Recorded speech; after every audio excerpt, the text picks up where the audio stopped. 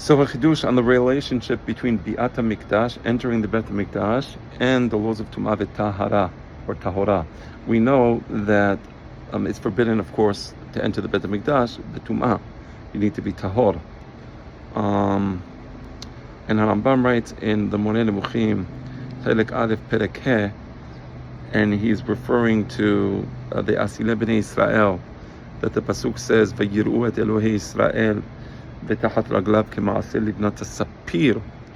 And Rambam says that they saw, and they were not supposed to look because they were not ready to look. Abal harisu. Harisu means they passed the boundary that they weren't supposed to pass, right?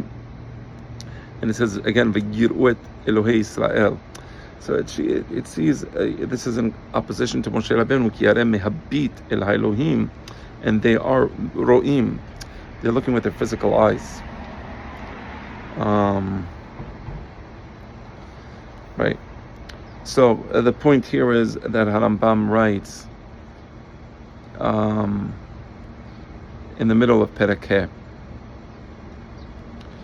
that a person, if these people were not ready, right, they were not ready to understand something about God, and Moshe Rabbeinu recognized his own limitation, and that's why he covers his face. But these people didn't recognize their limitation. But Rambam says, we're not ready. We are at a low level. My father, Alav Shalom, explains that we are hierarchically inferior to God. So the very notion that we would somehow be able to look and understand and behold is just ludicrous and nonsensical. Many people think that when a person takes drugs, he has some out-of-body experience, as if there's some relationship between what you experience taking drugs and HaKadosh Baruch Hu. I mean, even to say it in the same sentence is bazui. It's an embarrassment. But he says,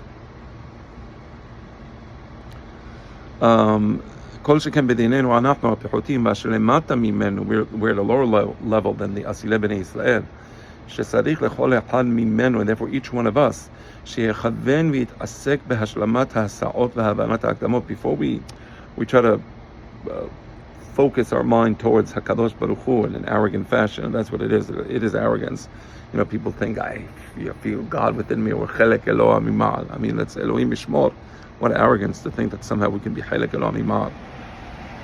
But anyway, he says that in order to begin to prepare our minds to be able to understand something, right? The Nevi'im all understand something, right? There's something there, so they understand it. So you have to prepare yourself. There's certain introductions, there's certain concepts that are necessary. But then he says, "Be'hashalamat ha'asa'ot v'havanat ha'akdamot hamtaharot lahasaga mitum'ata."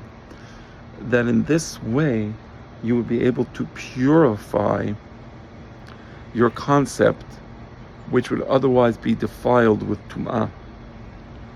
And this tum'ah shia ta'uyot, right? So the ta'uyot are the tum'ah. So the mistakes that we make are the tum'ah that prevents us from understanding properly HaKadosh Baruch Hu. So that's what Rambam is saying. So when you enter the Bet HaMikdash betum'ah, you're in a mental state which is an incapacitated mental state. It is a mental state that would engender the wrong hasagot, the wrong understanding. Now, because you're entering the Bet HaMikdash, that's where the Shekhinah is. It's exactly where Asilei Bnei Israel were looking. Back then it was Har Sinai, there was no Bet HaMikdash. But a person enters the Bet HaMikdash, that's Asilei Bnei Israel standing by on the bottom of Har Sinai, although they went a little higher than they were supposed to go, we know that.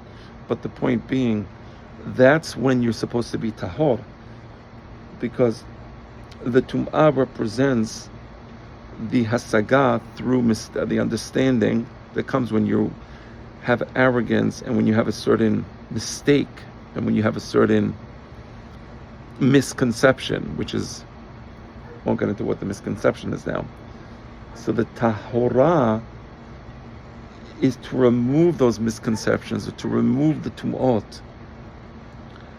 And when only after you do that would it be appropriate to, not to lehabit, lirot, certainly vayiru is, it would certainly be inappropriate. And also lehabit, of course, would be inappropriate, but to at least form some experience.